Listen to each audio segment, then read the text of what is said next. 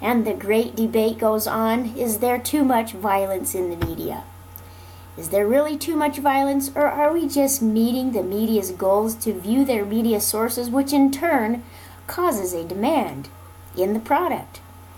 Are we only viewing what is on the immediate surface, or the things the media wants us to see? Look at the surface and look at all that's underneath. Are we just viewing what is on the top? Some people are drawn to excitement and drama and encourage the amount of violence that is marketed, whether it be in the news or in the movies or other media sources. But we can choose what we view and what we subscribe to.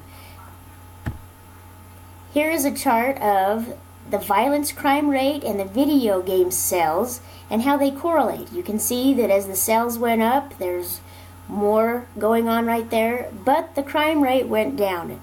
So there is not too much violence. There are plenty of good media sources. We just have to be conscious of choosing our best options.